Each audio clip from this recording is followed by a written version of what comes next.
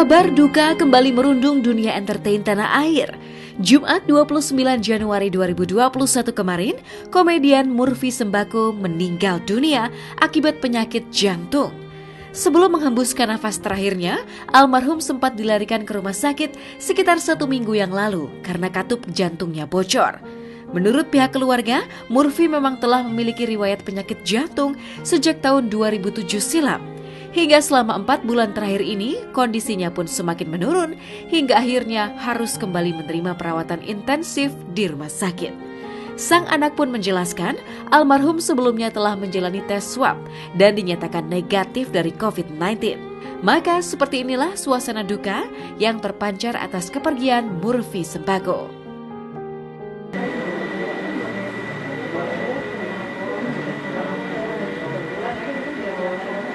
Sebelumnya memang saya Pak Murphy ini punya penyakit jantung sejak tahun 2007 kalau saya. Jadi memang kadang suka kambuh dan kemarin 4 bulan terakhir ini memang kambuh lagi dan juga sampai drop gitu. Kalau untuk pemeriksaan COVID-19 alhamdulillah saya negatif. Sudah dicek 2 kali dan hasilnya negatif. Saya ini berpulang tadi pukul 14.55. Dinyatakan sudah mengembuskan nafas terakhir. Kondisi terakhir beberapa kemarin sehari sebelumnya ya, kita memang udah ketemu dengan dokternya ya, sudah bicara dengan dokternya. Memang kondisinya sudah berat ya.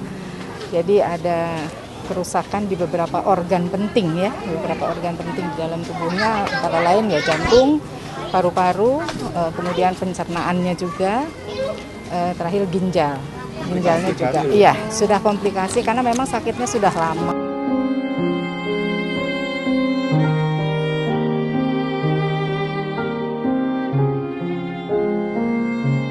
Tak hanya bagi keluarga, kepergian Murphy Sembako juga meninggalkan duka mendalam di hati para kerabatnya sesama komedian. Daus Mini pun tak kuasa menahan air matanya saat melayat ke rumah duka, seolah tak percaya sosok yang ia anggap sebagai kakaknya sendiri itu kini telah tiada. Kesedihan serupa juga dirasakan oleh Jarwo Kuat dan Tarsan yang bergetar saat mengenang sosok Murphy Sembako semasa hidupnya.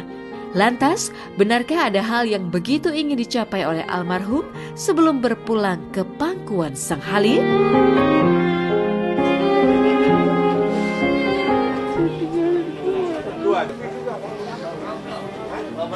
Beliau adalah udah seperti abang sendiri, seperti kayak kakak sendiri, partner kerja yang istilahnya hayo aja, nggak ngomongin masalah harga, ngomongin honor, ayo aja ya, semua di mata teman-temannya beliau orang baik. Itu yang nggak gimana-gimana, yang nggak neko-neko ya bang ya. Sejak lahir itu kalau nggak salah setelah pulang dari acara kita di daerah Papua sebelum corona itu.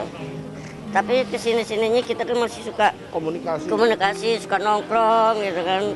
Kau di mana, selalu nanyain kabar gitu kan. Rasa kehilangan, ya kita nggak nyangka ya, namanya umur ya. Murphy ini orangnya sangat bersahabat gitu ya.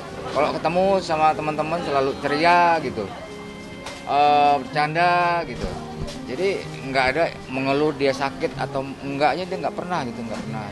Dalam arti ya mungkin supaya ini ya situasi bisa cair gitu ya, dia nggak mau menceritakan tentang sakitnya dia gitu.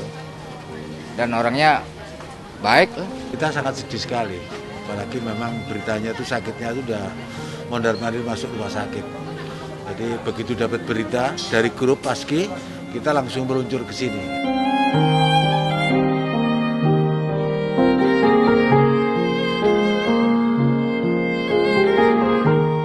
Semasa hidupnya, Murphy merupakan sosok yang tidak pernah mengeluh akan penyakit yang dideritanya. Ia bahkan selalu berusaha menunjukkan dirinya baik-baik saja agar tidak membuat khawatir orang-orang di sekitarnya. Sebagai seorang kepala keluarga pun, Murfi Sembako merupakan sosok yang sangat bertanggung jawab dan sayang terhadap anak dan istrinya. Lantas, adakah firasat yang dirasakan keluarga sebelum Murfi Sembako meninggal dunia? Dan seperti apa kesan terakhir almarhum kepada anaknya? Dia baik, penurut, sama orang tua, apa yang dikatakan orang tua dia suka nurut. Ya dia bilang begitulah, kebaikannya ya kayak anak-anak biasa aja yang itu kan harapan orang tua supaya anak kita kan baik sama keluarga, nggak lupa sama orang tua patuh, ya istilahnya baiklah, jadilah anak yang baik pada orang tua, pada kawan. Pribadi yang apa ya, kita nggak boleh menjudge sendiri sih. Emang kata orang-orang ayah tuh orang baik gitu. Ya, kita nggak bisa apa ya bilang sendiri, tapi perlakuan ayah ke orang-orang ya orang-orang juga nganggapnya tuh ayah itu orang baik gitu. Orang baik. Pesan ayah tuh yang masih saya ingat, kalau udah ngelakuin satu hal jangan putus gitu. Terus membuat satu kebaikan terus, jangan sampai putus. So kayak ini beliau ini kalau sakit emang jangan dirasa, kata beliau. Dibawa seneng aja, ketawa aja udah.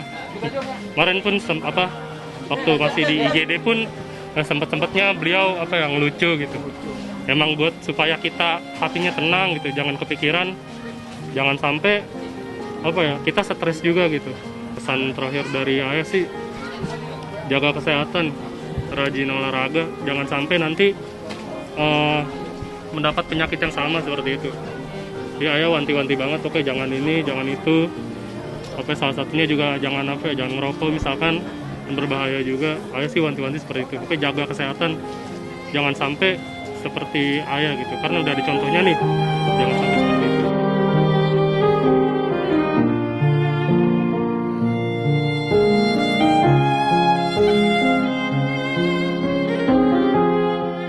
Turut berduka cita sedalam-dalamnya atas kepergian pelawak Murfi Sembako.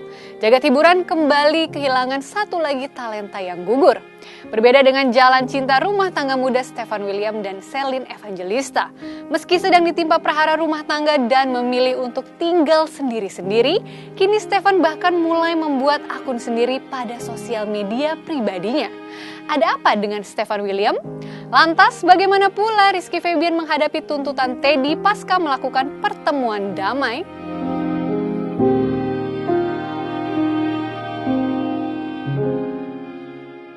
Saya sedih sebenarnya gitu ya, karena di gimana pun Ade Bintang itu adik saya gitu. Disampaikan juga oleh saudara Teddy bahwa dia hanya menuntut hak dari anaknya Bintang.